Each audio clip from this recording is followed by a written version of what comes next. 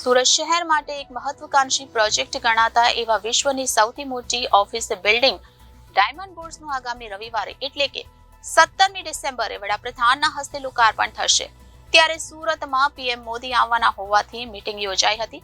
પ્રદેશ અધ્યક્ષ સી.આર. પાટીલે આ મીટિંગનું આયોજન કર્યું હતું। આ મીટિંગમાં ગૃહ રાજ્યમંત્રી તેમજ ધારાસભ્યો જોડાયા હતા। સુરત ખાતે સી.આર. પાટીલની ઓફિસમાં આ મીટિંગનું આયોજન કરવામાં આવ્યું હતું। ડાયમંડ બુર્સ તેમજ નવીન એરપોર્ટના ઉદ્ઘાટન પ્રસંગે આગામી 17મી ડિસેમ્બરે જ્યારે વડાપ્રધાન પીએમ નરેન્દ્ર મોદી સુરત આવી રહ્યા છે તેના માટે તેને અનુલક્ષીને આ મીટિંગ યોજવામાં આવી હતી। પીએમના આગમન પહેલા માહિતીની આપ-લે કરવા માટે મીટિંગનું આયોજન કરવામાં આવ્યું હતું। આ મીટિંગમાં કાર્યક્રમની રૂપરેખા તેમજ આયોજન બાબતે વિસ્તૃત ચર્ચા કરવામાં આવી હતી। નમસ્કાર મિત્રો, સુરત શહેરમાં જે એનું ડેવલપમેન્ટ થઈ રહ્યું છે એમાં 4 ચાંદ લાગી જાય એ પ્રકારનું એક નવું ડેવલપમેન્ટ થયું છે ડાયમંડ બુર્સનું।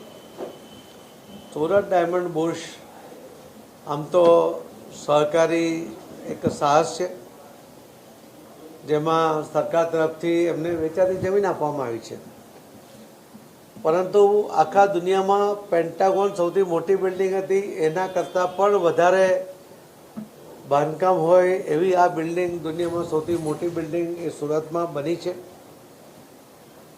એ બિલ્ડિંગમાં લગભગ 4400 જેટલા ડાયમંડના ઉદ્યોગકારો, વેપારીઓ, ટ્રેડર્સ એ જોડાવાના છે।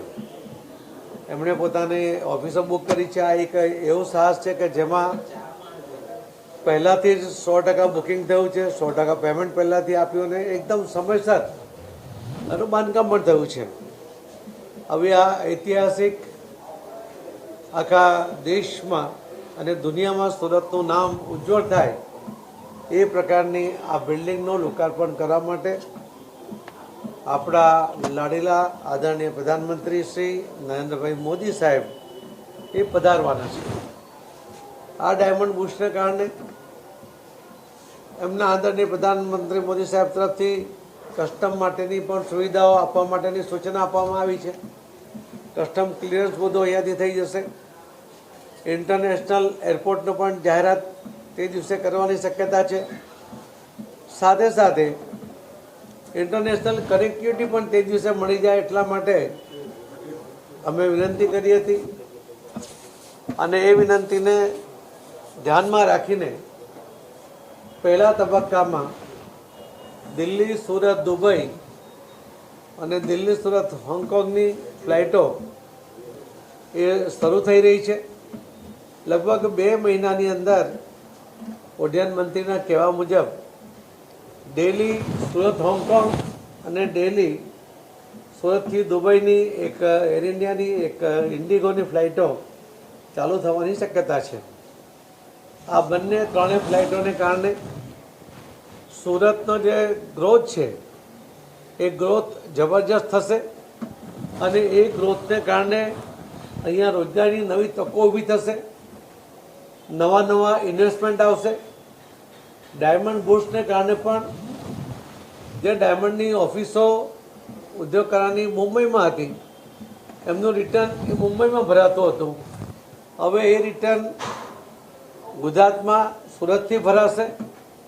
એના કારણે ગુજરાતમાંથી જે કેન્દ્ર સરકારની જે આવક છે એ વધશે અને એ આવકને કારણે ગુજરાતનો જે હિસ્સો મળે છે એમાં પણ મોટો વધારો થશે। તો આ રીતે રોજગારીની તકો સાથે સરકારના અને સરકાર દ્વારા મળતી ગ્રાન્ટમાંથી સુરતના લોકોના વિકાસ માટે આ નાણાંનો ઉપયોગ થાય, આખા દુનિયામાં સુરતનું નામ રોશન થાય, આવા મોટા પ્રોજેક્ટને લોકાર્પણ કરવા માટે જ્યારે એમને આમંત્રણ આપવામાં આવ્યું મોદી સાહેબે સ્વીકાર્યું છે અને સુરતના મહેમાન બનવા જઈ રહ્યા છે। મોદી સાહેબ સુરતમાં હવે એના પહેલાં 1 અઠવાડિયાથી સુરત મહાનગરપાલિકા દ્વારા સુરત મહાનગરના ભારતીય જનતા પાર્ટીના કોર્પોરેટરો અને પદાધિકારીઓ દ્વારા એક સફાઈ ઝુંબેશ શરૂ કરવામાં આવી છે કે મોદી સાહેબનો જે સફાઈનો આગ્રહ છે એ સફાઈના આગ્રહને કારણે એક ગલી એક એક ડ્રેનેજ લાઈન આ તમામ સાફ થાય અહીંની શરૂઆત કરવામાં આવી છે અને 7 દિવસથી આ ઝુંબેશ ચાલુ છે.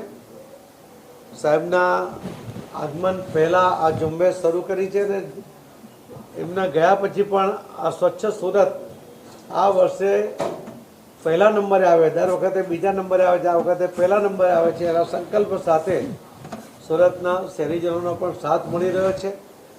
આજે લગભગ 15 કિલોમીટરની 25,000 વિદ્યાર્થીઓ અને સુરતના શહેરીજનો સાથે એક માનવ સાંકળ બનાવવામાં આવી હતી.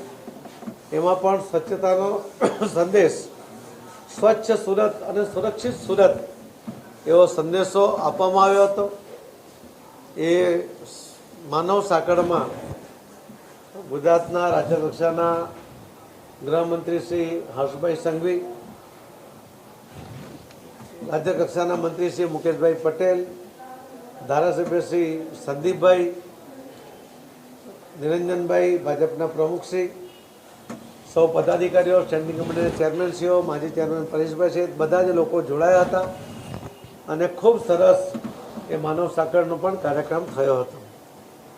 હું જે માનવ સાંકળમાં જોડાનાર સ્વચ્છ સુરત અને સુરક્ષિત સુરતના સંકલ્પ બદલ લોકોને ખૂબ ખૂબ અભિનંદન આપું છું.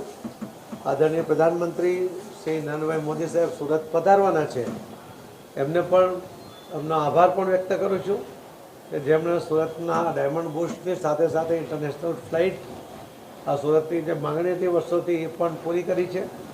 એના માટે પણ મોદી સાહેબનો ખૂબ ખૂબ આભાર. ધન્યવાદ. Reporter Arvind Rathod, Janadesh news, Surat.